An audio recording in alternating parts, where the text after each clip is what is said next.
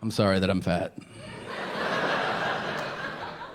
I don't like when people like they feel. Sometimes you're like, I'm fat, and they're like, It's under my control, It's not like weather where I'm like, oh, these fat pellets are raining down on me. Like, it just happens, But sometimes when I'm eating and I feel feelings, I'll be like, nope. I'll just bury those under this.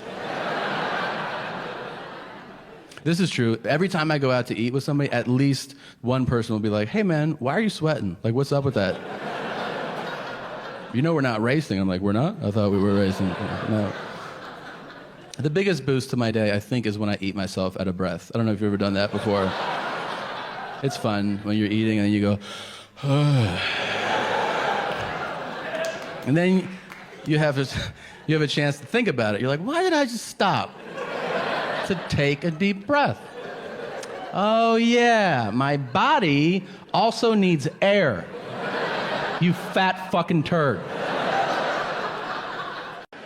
I'll tell you on a grand scale who's helping nobody lose weight. It's Starbucks. This is true. They have a national training campaign to try to trick you into ordering food. And this is why. They know you're going to order a beverage. So they try to lead you into food. Pull into any Starbucks drive-thru, and now they greet you. They say, welcome to Starbucks. What can we get started for you to eat today? And you're like, wait, what? I just wanted coffee. And they're like, no shit. What else do you want? So then you're like, I don't know, sausage? Like, what do you have? I don't respect that. I like my shame straight up and honest. And nobody does that better than the West Coast burger chain In-N-Out. And if you've never been in In-N-Out, get your fucking life together and go. And I want you to go simply so you can experience the most shameful and honest question in all of fast food. Because you pull up and you go, I'll have a double, fries and a Coke. And they go, will you be eating in the car?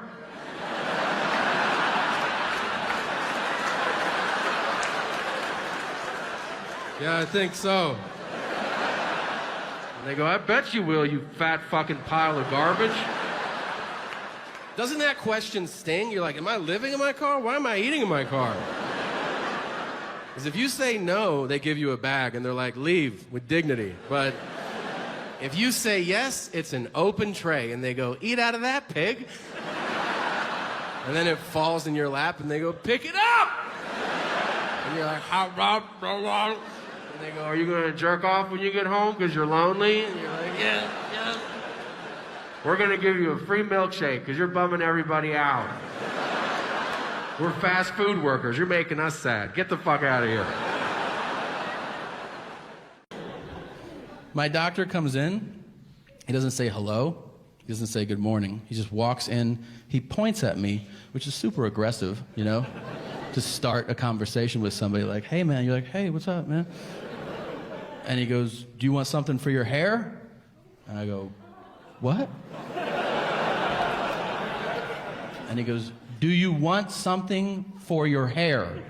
And I go, I don't get it. And he goes, has nobody told you that your hair's falling out? And I was like, damn.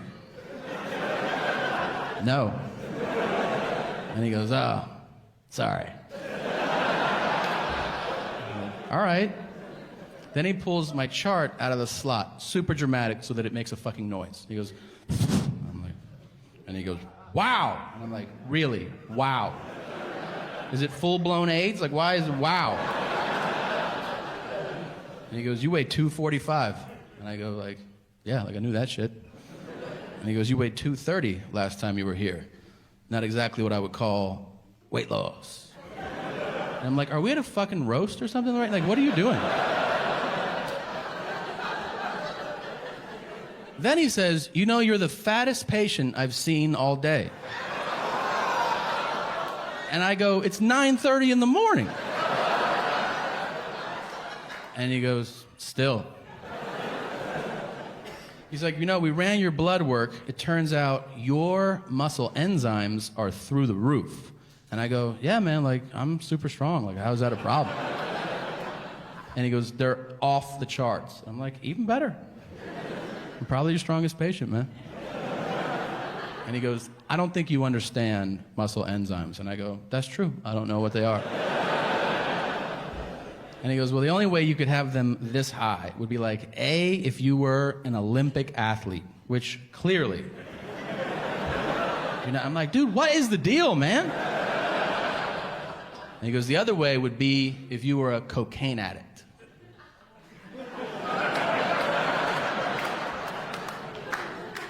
And I go, I don't do coke. And he goes, I'm your doctor. You don't have to lie to me.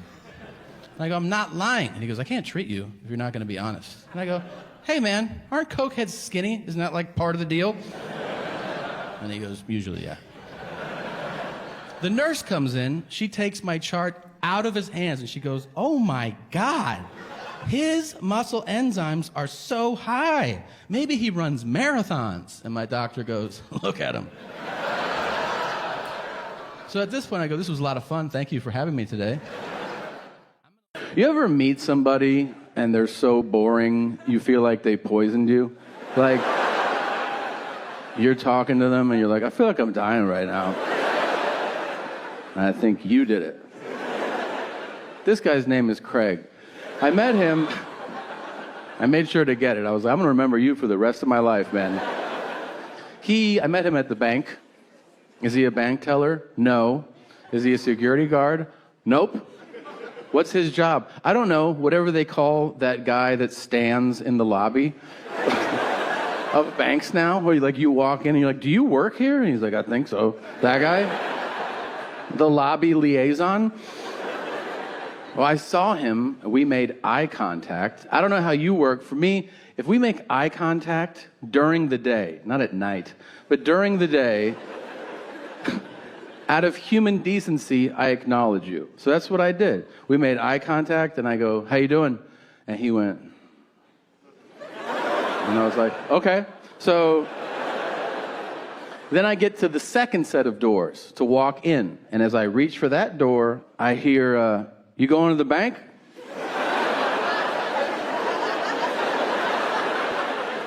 I go, is this still a bank? He goes, yeah.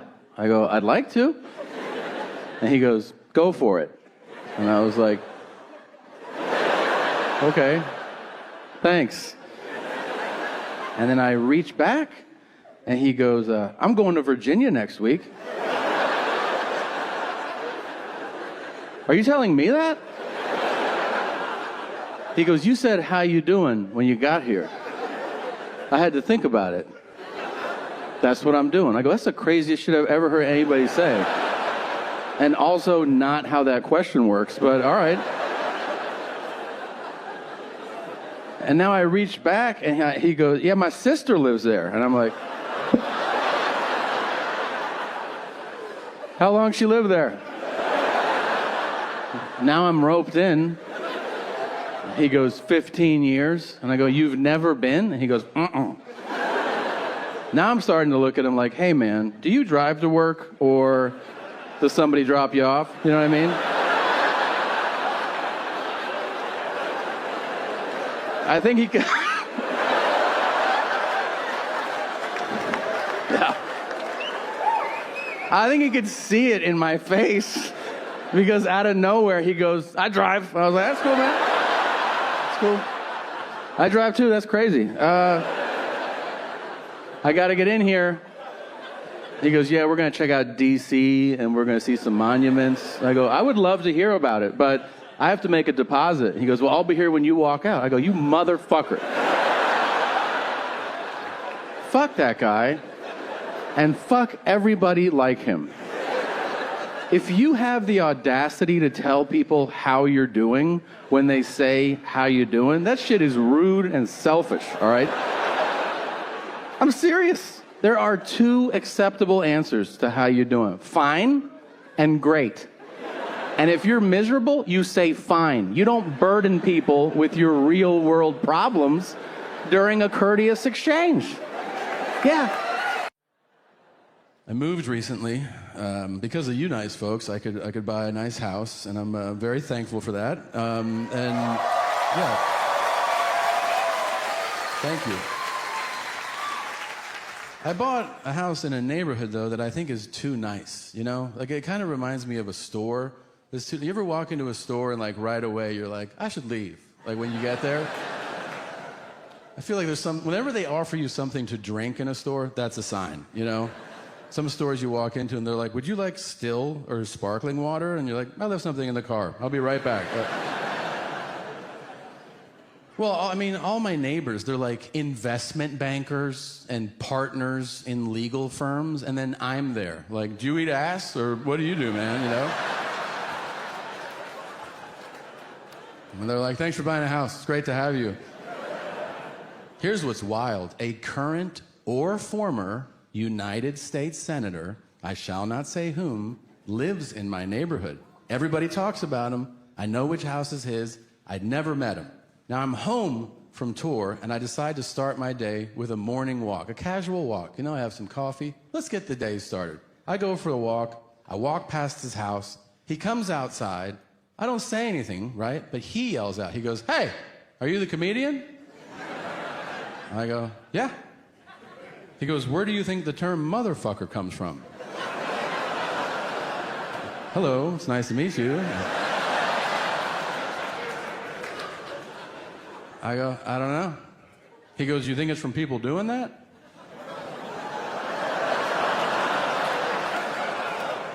I'm like, fucking their moms?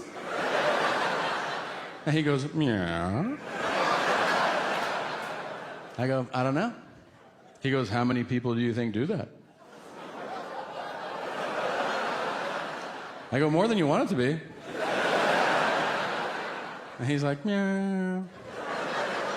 Then, and I am not making this up, I could not make this up, he says to me, how about daughter fuckers? I go, first of all, that's not an expression that anybody uses. Right? No one's like, check out this crazy daughter fucker over here. I go, if you have kinks, we can talk about them, but not like this. I don't like this at all. And he goes, meow. And he just turns around and walks into his house. I'm like, what the fuck was that? So I keep walking, just contemplating every mistake I've ever made that led me to that conversation. And now I'm walking home. So I walk past his house again. He comes back outside. He goes, hey, I didn't want it to end like that. That was weird. It was. He goes, I thought about it. And a motherfucker is not somebody who fucks their own mom. I go, oh, do tell. He goes, a motherfucker is someone who fucks your mom. He goes, that's the most disrespectful thing anyone can do, so if somebody is particularly rude, you call them a motherfucker. And I go, wow. I am so impressed that you put that together so quickly. I can see why you may or may not be Ted Cruz. And then I walk away.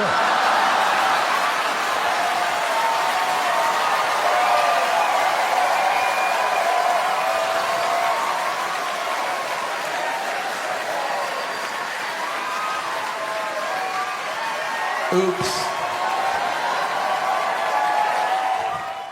I saw a racial fight recently, which is terrible, but I watched it. How are you not gonna watch?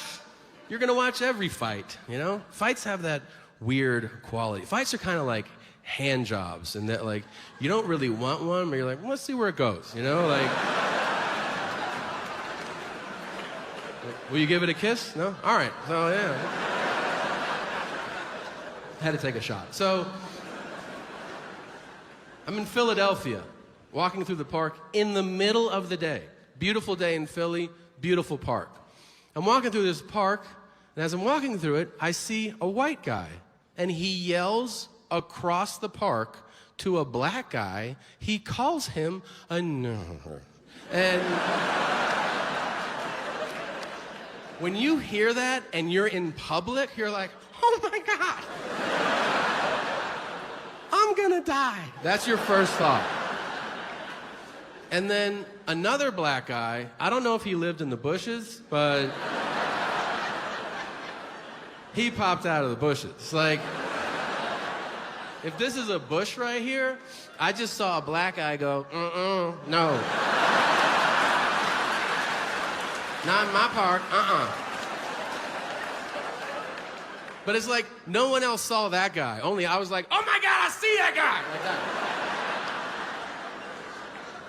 And it became my own personal movie. I watched him line up like the honey badger. He was like, that one? All right. And he sprinted across the park and he tackled the white guy. So instinctively, I just went, get him!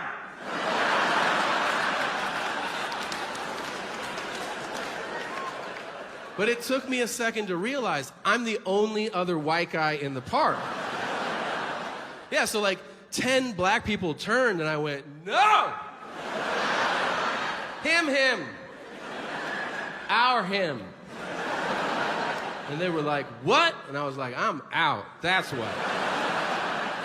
And then they killed that white guy. And for the record, I don't give a fuck if they did. You know why? There is no such thing as white guy loyalty, okay? I mean, there is, but those guys are obvious as they hold torches, but the rest of us...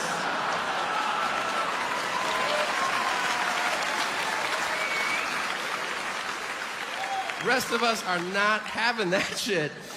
And let me tell you something, man. I'm jealous of interracial loyalty, because I see it. You know, if you're white, you see it with other races. Asian, you see it with black people for sure. What I'm talking about, there could be a dangerous situation. Let's say it's a fight, and there's a black guy in that fight. And then another black guy that doesn't know him will go, I'm going to involve myself. Just on account of us being of the same race. At our core, we are brothers. I see that, and I'm like, wow. Because when you're white and you're in that situation, you're like, fuck that guy. I don't like that. Do whatever you want to him. I don't give a shit. Let you do something like that guy in the park and then look at me like, hey man, are you gonna help out? You should know something. You're about to get murdered, okay? I will fucking take pictures as you're beaten and upload them hashtag honky, hashtag dead honky, fuck you cracker, I'm out of here. Now, Guys, have you ever thought about how many times you may have slept with your significant other? You shouldn't know the answer, so let me just start there, all right? If you do, that's terrifying, and we'd like you to leave. Yeah, if you're sitting here, you're like, oh, finally, somebody has... It's 926. There's the exits. What I'm saying as a concept, it is reasonable to assume if you've been with somebody 3 years, you have a healthy thing going on, you may have slept together a few hundred times, right? Right. Now, I want you to think about how many times your dad has finished inside of your mom.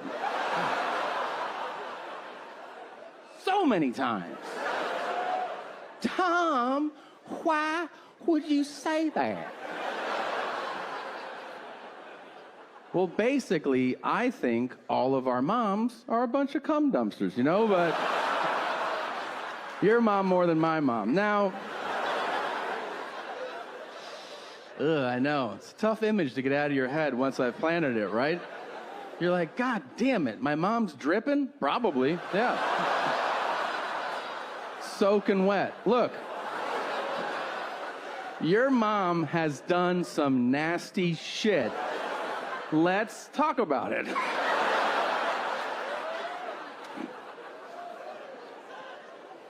She really has. And look, I'm here to defend her, all right? It is not her fault. It's your dad's fault, for sure. Your dad, with all due respect, is kind of a piece of shit. A little bit. And if you're like, not my dad, he's good. Yeah, to you. He's not always like that to your mom. If they've been together 3 decades, you don't think he says some off-colored shit every now and then? Of course he does. They're laying in bed, your dad's tossing and turning, he can't sleep. And your poor mother, is everything all right, dear? It's fine. Was supper good? Yeah, shut up, I'm trying to sleep. can I do anything to help? Yeah, you can lick my balls, all right? And you want to know something? Your poor mother, she does it, all right? Because she's a ball hog, so your mom gets down there.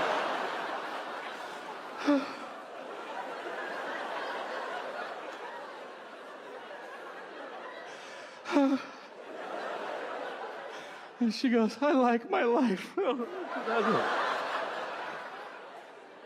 Oh, your mom. Now, your grandma. Think about some of the things that she's done. On the railroad tracks or wherever she used to fuck around. El Paso? I don't know. You're like, why are you saying this stuff, Tom? Because I'm having fun. Because I enjoy upsetting people. Yeah, I don't know what it says about me psychologically, but there is, I don't know, there's like a marching band inside of me right now going, good job, good job. Yeah, because internally I picture somebody out there going like, I was having fun until he talked about my slut mom. And it makes me happy. I don't know. I'm not calling you stupid if you're religious, okay? That's a cheap shot. If religion gives you comfort, I think that's great. I would not call you stupid for that. I would only call you stupid if you read your horoscope. And you make life decisions based on what the planets are doing. I don't know if you've ever spent time with one of these non-contributors, but they're usually sharing their wisdom, like, you gotta go for it, because you're a Pisces. Thanks, Doc. Those are the same people that think it's a miracle to share a birthday with someone. Like, that's a noteworthy event. And then you get to explain how that's not weird. Well, there's a lot of us. And not that many options. It's gonna happen all the time. Those people, ugh. But the ones who make me immediately homicidal are people who get excited about a close to each other birthday, as if that is worth wasting a breath on. I get this in hotels once a month. I check into a hotel, guy will take my ID and he'll be like, you're April 16th, I'm April 3rd.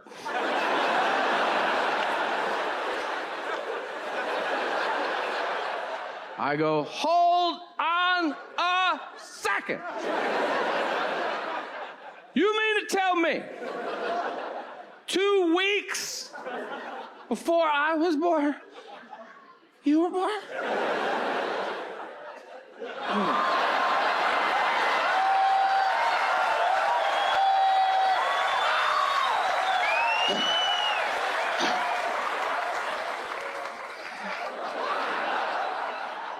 Yeah, I've got panty pudding now. Every week, it's another city for me. I get asked the same questions every week by people. Are people the same everywhere? No. Some places suck and they have shittier people.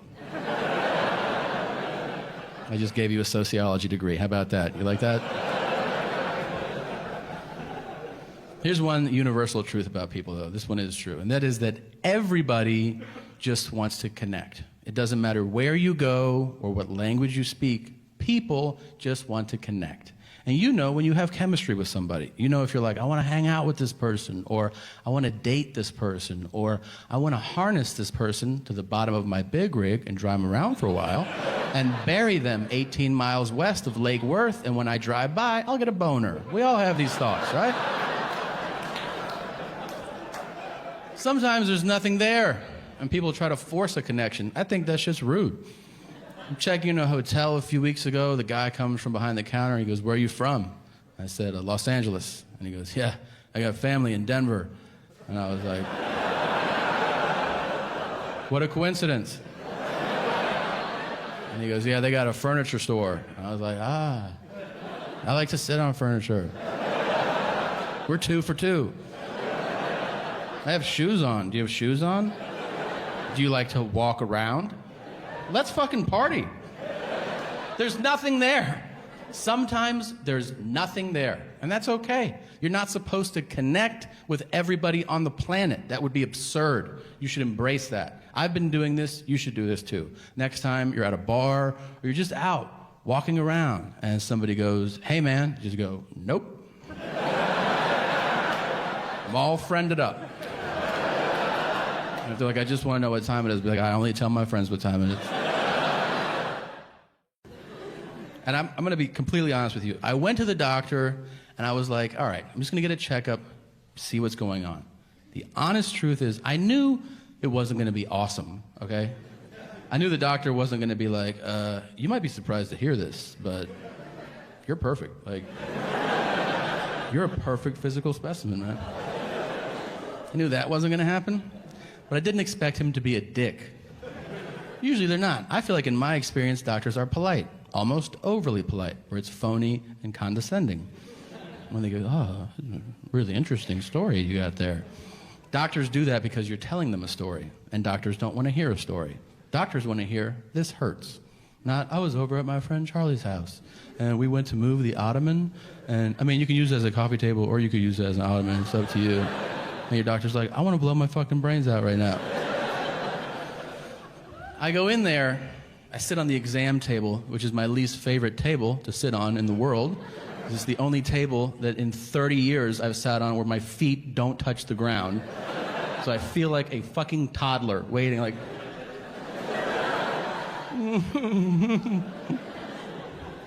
My doctor comes in. He doesn't say hello. He doesn't say good morning. He just walks in. He points at me, which is super aggressive, you know? To start a conversation with somebody like, "Hey man," you're like, "Hey, what's up, man?" And he goes, "Do you want something for your hair?" And I go, "What?" And he goes, "Do you want something for your hair?" And I go, "I don't get it." And he goes, "Has nobody told you that your hair's falling out?" And I was like, "Damn. No." And he goes, "Oh, sorry." All right. Then he pulls my chart out of the slot, super dramatic, so that it makes a fucking noise. He goes, I'm like, and he goes, "Wow." And I'm like, "Really? Wow. Is it full-blown AIDS? Like, why is it wow?"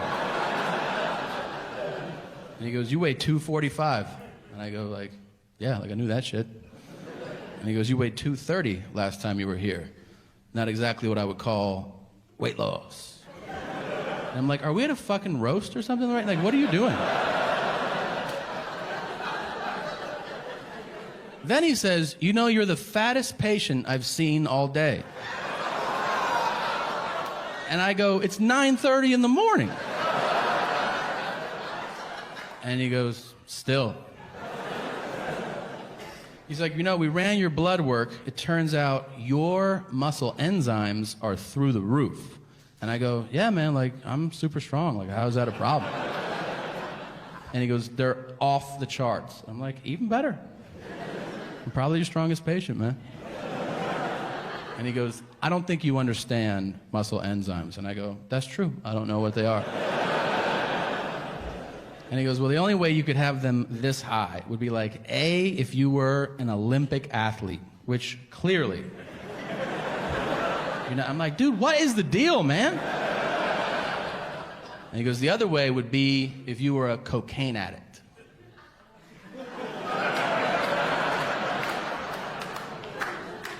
And I go, "I don't do coke." And he goes, "I'm your doctor. You don't have to lie to me." And I go, "I'm not lying." And he goes, "I can't treat you if you're not going to be honest." And I go, "Hey, man, aren't cokeheads skinny? Isn't that like part of the deal?" And he goes, "Usually, yeah." The nurse comes in, she takes my chart out of his hands, and she goes, "Oh my God, his muscle enzymes are so high. Maybe he runs marathons." And my doctor goes, "Look at him." So at this point, I go, "This was a lot of fun. Thank you for having me today. I'm going to leave now." And he goes, "All right." And he goes, hold on a second. "Do you have a ring on your finger?" And I go, "Yeah." And he goes, "You're married?" And I go, "Yeah." And he goes, "To a guy?" And I go, "No." And he goes, "Oh, I thought you were gay." And I go, "Why?" And he goes, oh. I'm like, all right, dude. And he goes, hey, I'm just kidding. And I go, that's fine. He goes, but check it out. And he takes my chart and he shows it to me, and he had written gay ? On my medical chart. The thing that gets sent to other doctors has his inside, maybe he sucks cock joke written on it.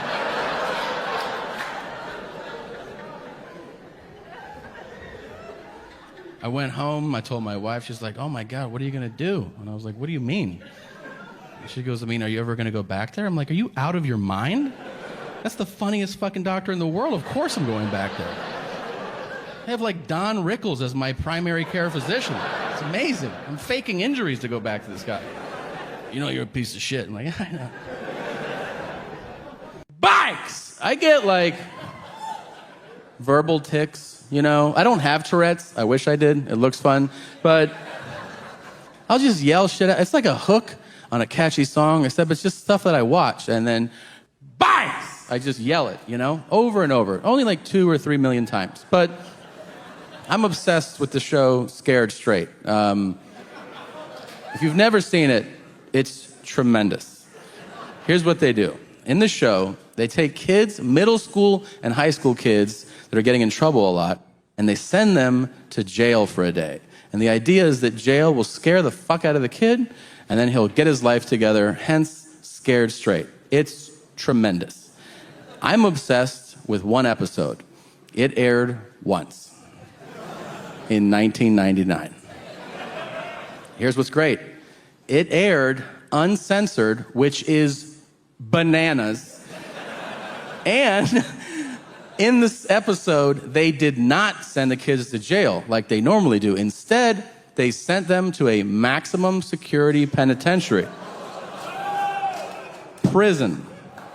And those prisoners verbally assaulted these kids into crying a lot.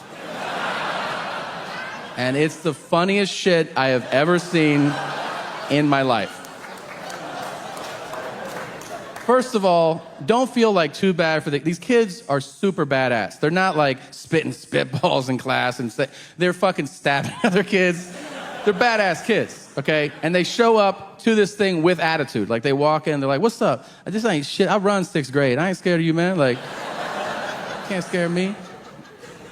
And they're greeted by a guy named Crazy Chris.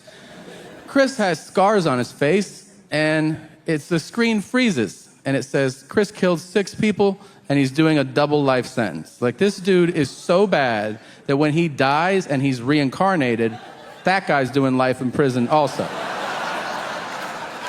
So, this is a bad motherfucker right here. The kids are like squatting around, and Chris is like, hey, my name's Crazy Chris. And from now on, you will see me in your nightmares. And the kids are like, what the fuck? Like, I'm 12. Don't talk to me like that, man. That's crazy. And then he goes, if I ever see you again, I'll take a bite out of each of you. And they're like, all right, we're all reformed now. Thank you very much. So, Jesus. But they can't leave. The next guy comes up to him and he goes, hold my pocket. Hold my pocket.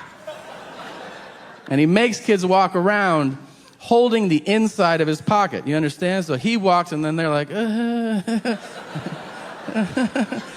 I don't know what you know about prison, but if you're holding on to another dude's pocket, it's going to be a rough day, all right? Not only is this guy making kids hold his, he's talking ridiculous shit to middle schoolers. He's like, I'm going to make you suck my dick for breakfast every morning. And the kid's like, I hate breakfast. Funny shit like that. So, he's like, I'm gonna mush your motherfucking face. And the kid's like, so it's so fucking funny. There's one exchange where this dude, he pulls a kid out of line. The kid's like 13. He weighs, 100 pounds. And he has a bowl cut, okay? He has a bowl cut in prison. It's parted in the middle. And the prisoner goes, "Why are you here?" And the kid's like, "Ugh. Stealing?" And he goes, "The fuck you took!"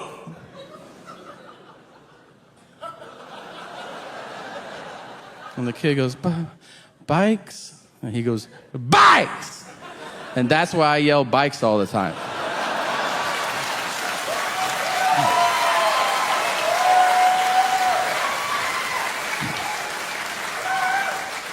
You should see me when we drive by a bike store. Holy shit. I'll be like, ah. And my wife, she's pretty over it. She'll go like, "You get one." I'm like, "All right, I'm gonna make this shit count." So I'll pull over, I roll down the window, and I wait until I see somebody checking out one of the sidewalk displays, like all the bikes out there. And when they find one they really like, and they're like, "Oh, I like this one," I'll go, "Bikes!" And they're like, "What the fuck?" And I'll go, "Stop selling drugs!" And I drive up. Great. I wish my dad was still here, you know? He died a few months ago, and I understand it's part of life, you know, it happens to everybody. And, you know, I'd never visited somebody sick in the hospital. That was a new experience for me. And it's strange, if you've never done it, you get to the hospital, and then somebody that works there goes, "Are you here to see?" And you go, "Yeah." And they go, "Yeah, they're gonna die soon." And you're like, "I thought so too, that's why I came." And then they go, "You can go in there and watch that now." And you're like, "Thanks." Personally, I feel like watching somebody die that you're not trying to kill is weird, you know? Like, it's different if you have somebody, you know, and you're like, and they go, "I'm dying." You're like, "I know, I want you dead. That's why I'm doing this." But that probably feels good. I don't know. I'm assuming it's a euphoric feeling that you chase forever and ever. But ask Garth Brooks. He'll tell you all about it. So.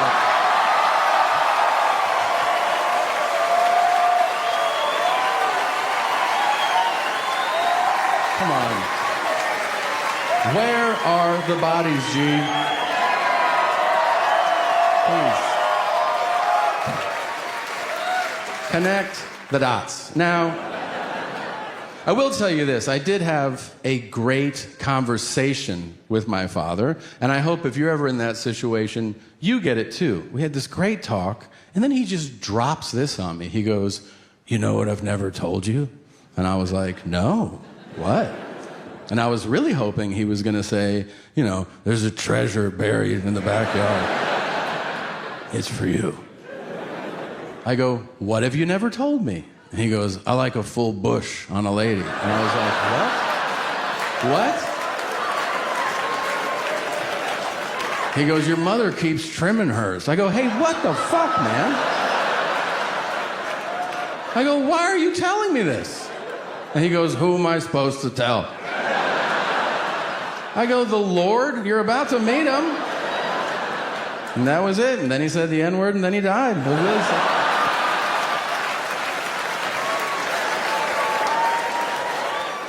And I get why you laugh at my physical flaws. Physical flaws are funny. They just are. Disabilities are not. But some are. Most aren't. We know those ones, you know? Like if there's a 10K or a quilt, it's pretty bad. But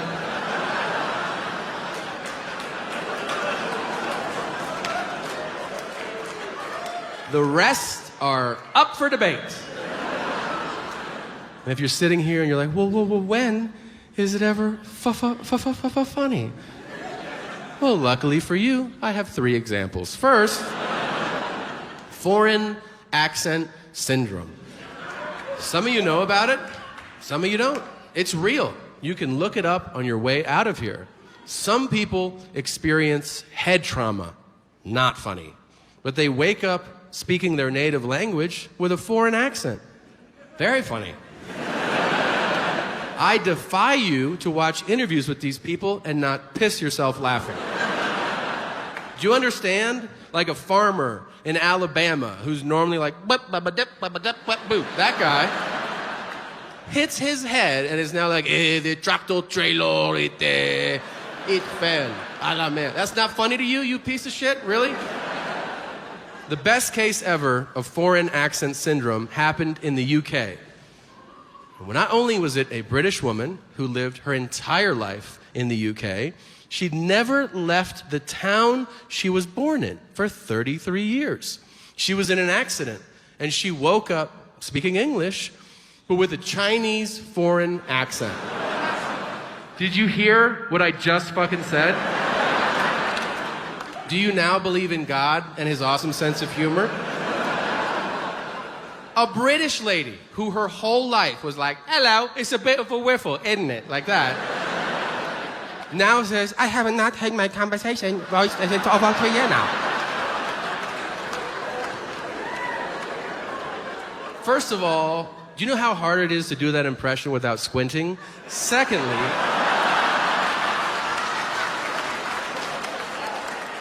if you're getting uncomfortable, like, whoa, he's mocking an Asian accent? No, she's white. This is fine. A white British lady just happens to say, would you like a cup of tea? Tastes good? You want milk? You want biscuit? Oh, good. You want me to suck the dick now? I don't know, whatever. She's a nice British lady. She can say whatever she wants. Now, if you're sitting in your seat right now and you're like, I don't think it's funny. Well, don't get your tits in a tussle. I got two more for you. So,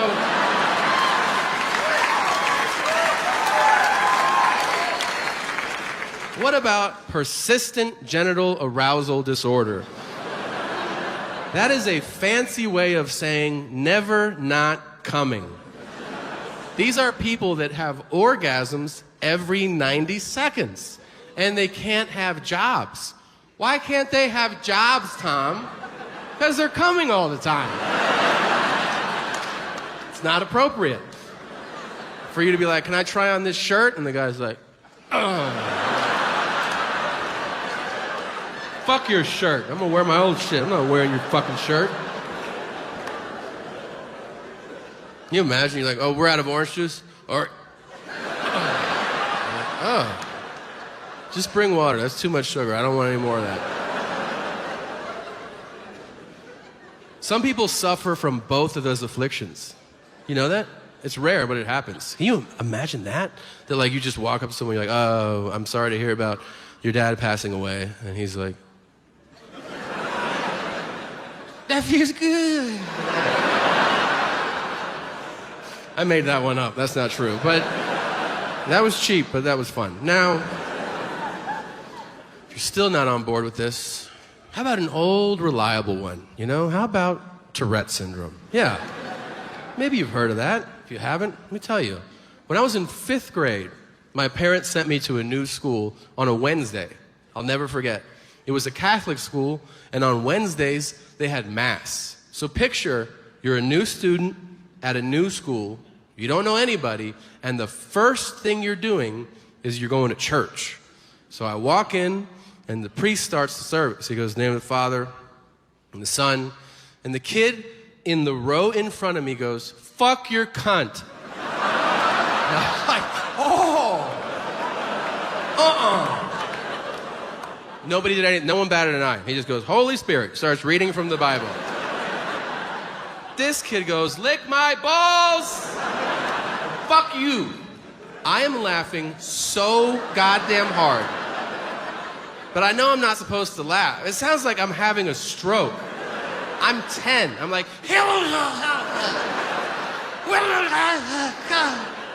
I have tears running down my face. And finally I'm able to get out, how come nobody else is laughing? And the kid next to me goes, he's got Tourette's. It gets old.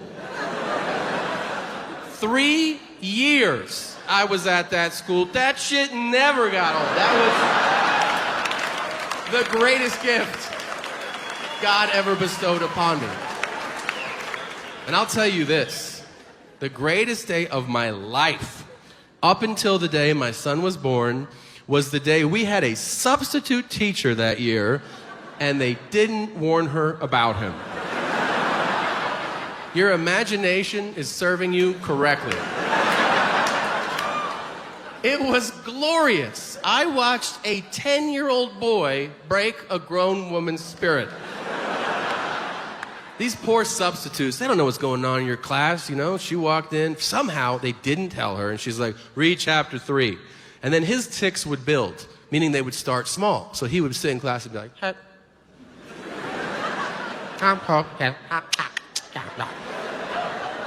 so she goes, what's going on? And we're like, she doesn't know. And then he would do this every day. He would take markers and paint his own shirt. Again, every day he did it, but she doesn't know about it. So she sees it. She's like, what are you doing? He goes, what do you think, bitch? Ah! Then he starts painting his face with the marker. And she goes, stop that. And he goes, fuck you, bitch. Fuck you. Fuck you. And she's like, what's happening? What's happening? And we go, that's Kevin. Why are you crying so much right now? Like that. When she killed herself, she's dead. So...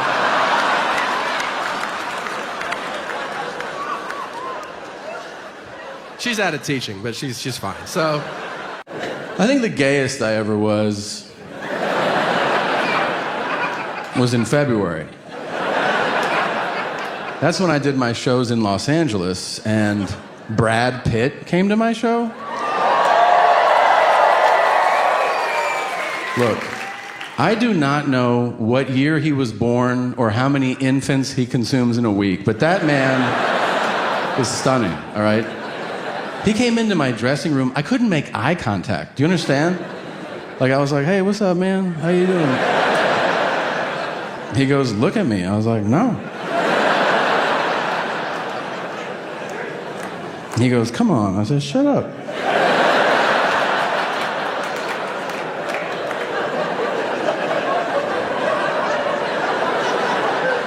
He goes, you want to give me a kiss? I was like, yeah. And he goes, do it. I'm like, I got it. What?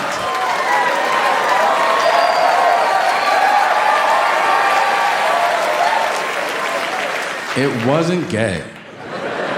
We took a bath later. That was gay. But we talked about sports, so it balanced out, you know? That porn has gotten way too aggressive these days. It's way too aggressive. You know where it's at? 80s porn. Yeah. Go to your dad's drawer. Pull out a VHS. Watch an 80s porn. That's when porn was fun and exciting and consensual. When they had... 80s porn had fun little plot lines like, I've lost all my pants! What am I gonna do with this cock? And then some girl will be like, you can keep it in here for a week. And these days, it's all choking and spit in my mouth, spit in my eye. Everyone's spitting on everybody. And the titty slapping. Right? Not cool. Not sexy. No. Do you like having your titties slapped? No. You like it like that.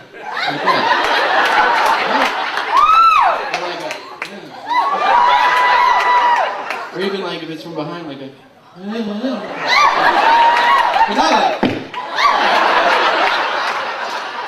Stop slapping titties. That's where mama's milk comes from, alright? That's what the show's all about. That's what I want you to leave with today. My message for 08. To change America. Stop slapping titties. Thank you guys very much. A few years ago, I was in Washington, D.C., and I was sharing a cab with a woman I didn't know. Never met her before in my life. We're splitting the cab. Midway through the ride, as I'm looking out my window, I hear the woman go, hey. And I thought she was going to be like, hey, like, you want to fuck or something? And I was going to be like, I can't. I'm married, so make it quick, all right? I look over, I'm like, what is it? And she goes, is this yours? And she's holding a wallet. And I go, no, it's not mine. And she goes, oh, it must be the previous rider's wallet. I'll just give it to the driver. And I go, don't do that. Look at him. He looks like a cab driver. He probably smokes crack every once in a while. You can't trust these guys. I go, give it to me. I'll get it back to the rightful owner. And she goes, really? And I go, yeah. She gives me the wallet. Now I feel obligated to find the owner. But here's the honest to God truth. I really want to. I've always dreamed about finding a wallet. I don't know why. I dreamed I would find a wallet. I would open it. It would have $1,000 in it. I would get it back to the rightful owner, and it would turn out to be like Will Smith. And then he'd be like, do you want a helicopter? And I'd be like, yeah. And I'd be like, I got a family in Denver. Do you like furniture?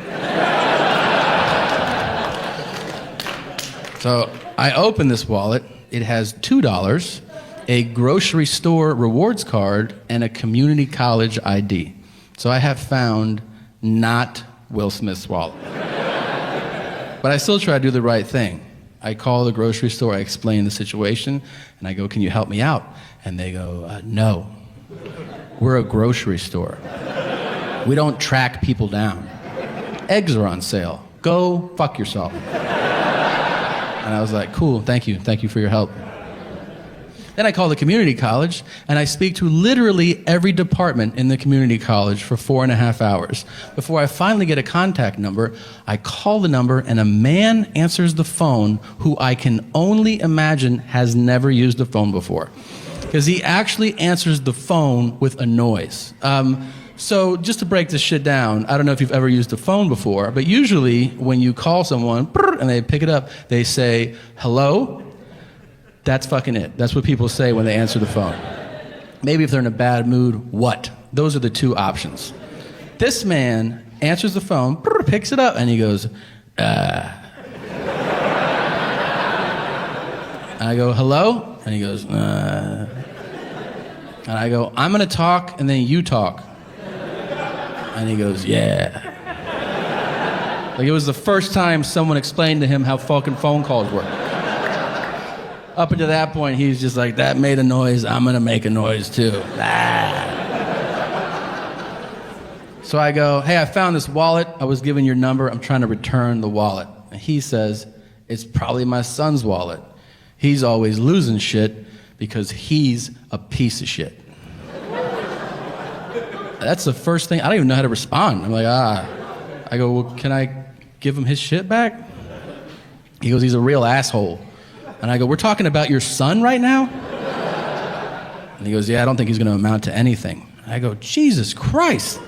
I go, maybe he will amount to something if he gets his wallet back. And he goes, yeah, I'll let him know you called. And then he hangs up the phone without taking my information. So his plan is to go to his son and be like, some guy found your wallet. Hey, I don't fucking know. And he's like, well, so I'm super frustrated. I try to do the right thing, right? I forget about the wallet. A year goes by. A calendar year. I go back to DC. I go in town, I call a friend. We go to a restaurant, just a random restaurant. We sit down, and the waiter comes up to take our order, and I go, Justin? And he goes, how do you know my name? And I go, dude, I have your wallet. And he goes, oh, do you have it on you? I go, no, I don't fucking walk around with your wallet. I don't go, I got my wallet and I got Justin's wallet. Now I'm ready to go out. No, you fucking psycho. And he goes, do you want to hear about today's specials? And I go, do you want to acknowledge that this is an amazing moment in both of our lives? And he goes, what do you mean? What do I mean? I found your wallet in a cab in DC a year ago. I don't know how many cabs are here, but I think it's a lot. I got told no 100 times by 100 people trying to find you. My hotel room used to look like an episode of NCIS. There was pins and charts connecting shit to each other. I spoke to your father, who's not a fan. I don't know if you knew that or not. I come to a restaurant at random. I get seated in your section, and I recognize you from your ID that's burned into my memory.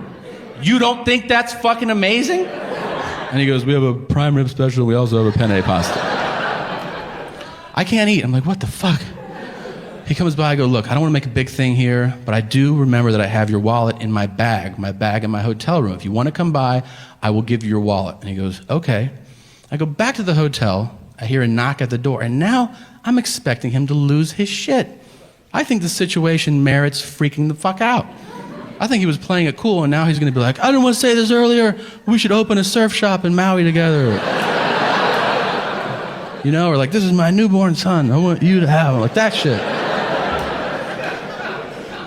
So I hear a knock at the door, I open the door, I'm like, hey, and he goes, hey, you got my wallet? And I go, yeah. And I give it to him, and he goes, cool. And he turns around, and he walks away. No. It's not cool. So I open the door, and I see him about to get on the elevator. I go, hey, Justin! And he goes, yeah. And I go, your dad's right. You're a fucking asshole, and you're never going to amount to anything. And I shut the fucking door. I probably checked into 400 hotels this year, and when I tell you that this has happened to me more than half a dozen times, I am not exaggerating. Every hotel check-in begins usually the same. It's standard. Hotels, the people at the desk, they go, last name? And this just happened to me. Last name? And I go, Segura. And the guy goes, whoa, are you Japanese? And I go, 100%, yeah. And he just goes, oh, we don't get a lot of Japanese people here. That's pretty cool. So I have to stop him and go, hey man, I'm not Japanese. And he goes, Segura. Segura!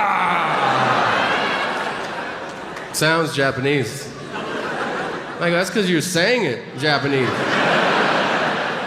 I could be Smith, and if you want to go Smith, it's Japanese.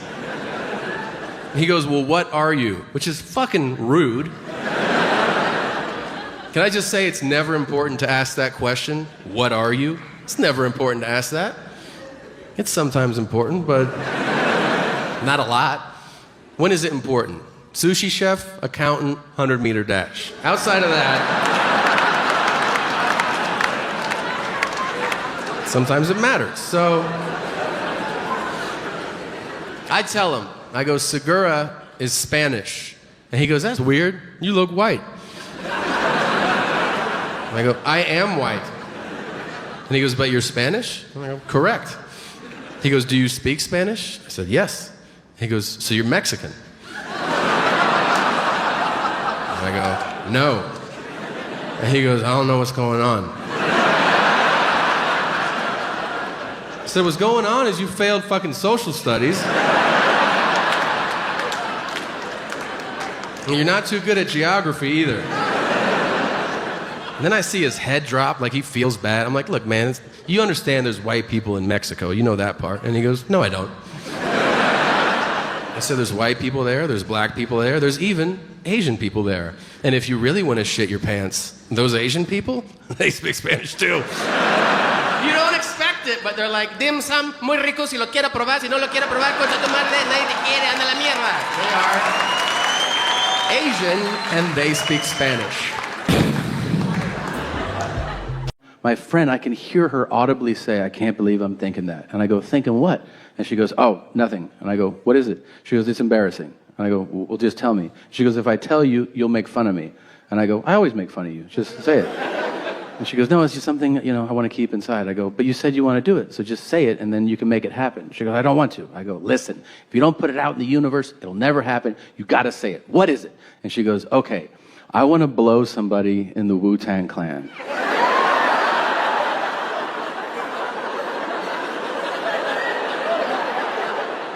Now, I immediately think, what would my mom say, And I tell myself, don't be like mom. This is this girl's dream.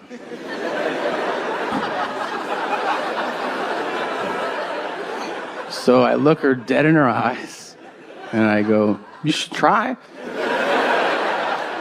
There's a bunch of them. That's what I said. Now,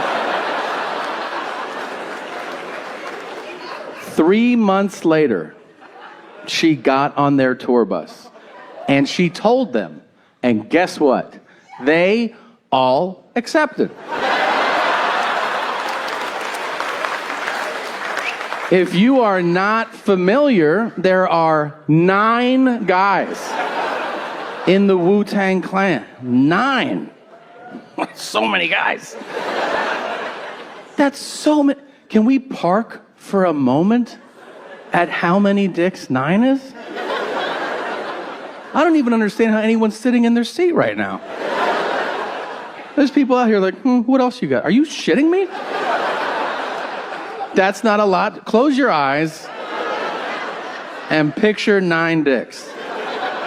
You're like, oh my God, they're everywhere. Yeah, because there's 9 of them. That's why. I'm not slut shaming. I'm saying objectively, 9 is a lot of anything. Like if I was like, I had cinnamon rolls today, and you're like, how many did you have? I had 9.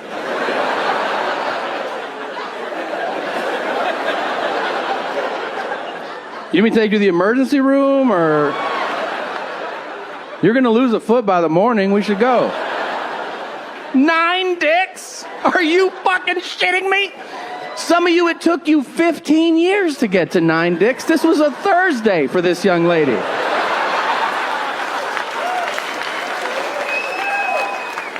Try to imagine the physical labor involved with blowing 9 probably not small dicks. If you're not aware, the Wu-Tang fellas don't look like me, all right? That is some CrossFit shit at that level. If you think burpees are rough, try. Am I doing good? Do you like me now? Like, after how many do you think she was like, let's take a little break for a second?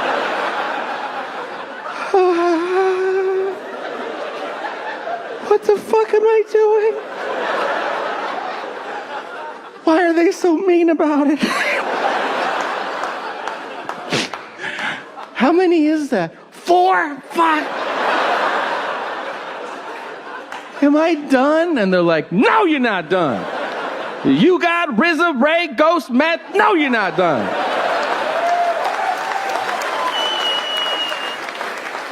She's like, but my neck hurts. And they're like, you gotta protect your neck. Don't you listen to our music?